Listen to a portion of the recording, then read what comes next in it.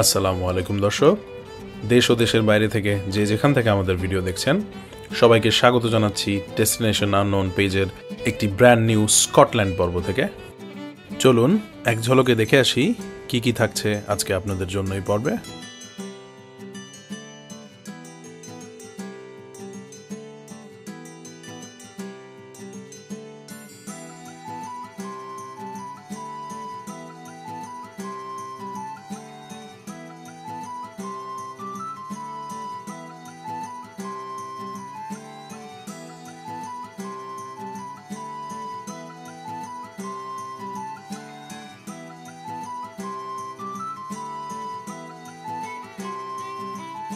আমাদের আজকের যাত্রা শুরু হয়েছিল লন্ডনের কিংস ক্রস স্টেশন থেকে।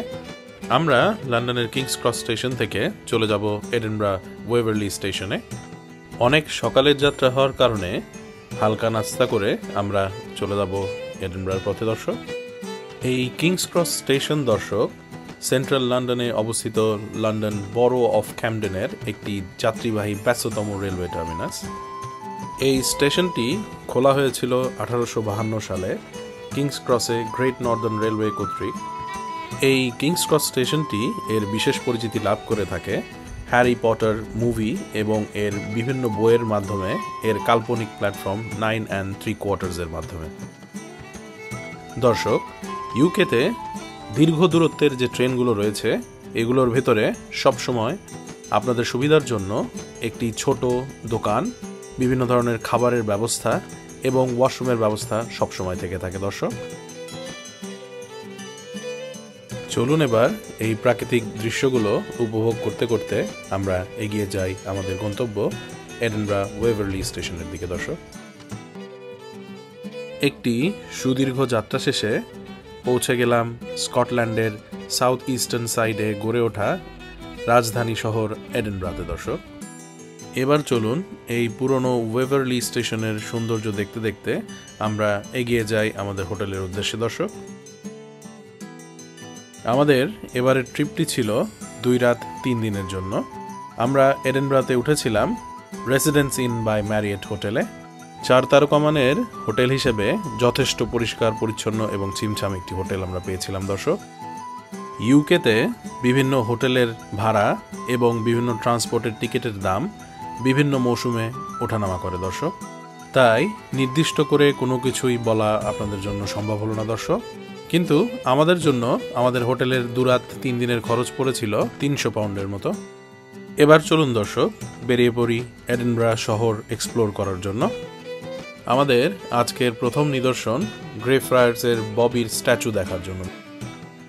এই কুকুরটির বিশেষত্ব ছিল এর মালিক মারা যাওয়ার পর 14 বছর এই কুকুরটি এর মালিকের কবরটিকে পাহারা দিত দর্শক, মারা যাওয়ার আগ পর্যন্ত। 19 শতকে এই কুকুরটির করুণ কাহিনী প্রভু ভক্তির একটি অনন্য নিদর্শন হিসেবে থেকে যাবে।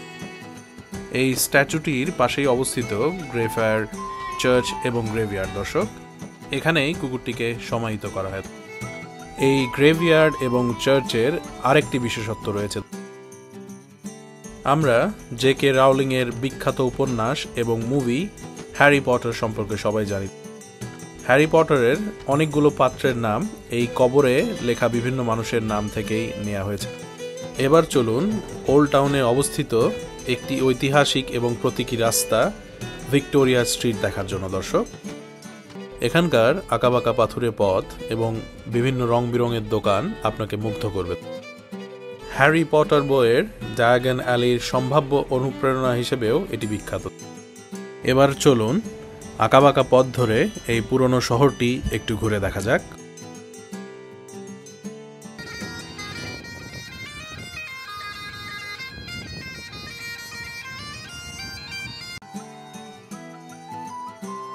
পুরনো শহর ঘুরতে ঘুরতে পৌঁছে গেলাম সেন্ট জাইলস ক্যাথিড্রাল দেখার জন্য দর্শক।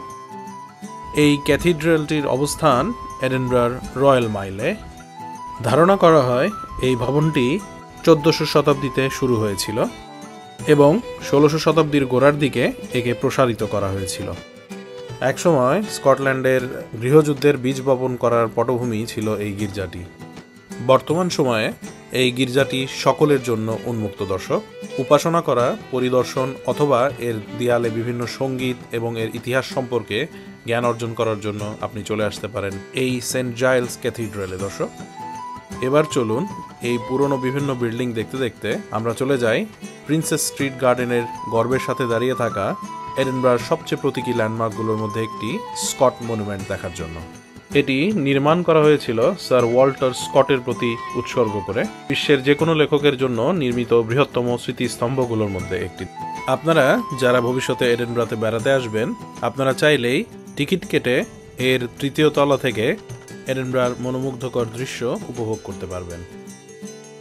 এবার চলুন স্কট মনুমেন্টের পাশেই অবস্থিত ওয়েভারলি মার্কেট থেকে ঘুরে আসা যায়। এটি ওয়েভারলি ট্রেন স্টেশন এবং স্কট মনুমেন্টের ঠিক মাঝখানে অবস্থিত। চলুন এবার চলে যাই কার্লটন হিলে। এডিনবরা শহরের সবচেয়ে গুরুত্বপূর্ণ স্মৃতিস্তম্ভগুলো রয়েছে এই কার্লটন হিলে দর্শক। যেমনটি এডিনবরার জাতীয় স্মৃতিস্তম্ভ, নেপোলিয়নের যুদ্ধে নিহতদের স্মরণে একটি উচ্চাভিলাষী এই স্মৃতিস্তম্ভ তৈরি করার কাজ শুরু হয় 1822 সালে। পরবর্তীতে তহবিলের অভাবে এর কাজ বন্ধ হয়ে যায়। এই কার্লটন হিলে আরও রয়েছে স্কটিশ দার্শনিক ডুগাল স্টুয়ার্টের একটি স্মৃতিস্তম্ভ। এবার চলে এলাম আজকের পর্বের শেষ পর্যায়ে। আশা করছি আজকের পর্ব আপনাদের ভালো লেগেছে। আমাদের পরবর্তী পর্ব দেখার আমন্ত্রণ জানাচ্ছি। ততদিন ভালো থাকবেন, সুস্থ থাকবেন এবং দেখতে থাকবেন ডেস্টিনেশন আননোন।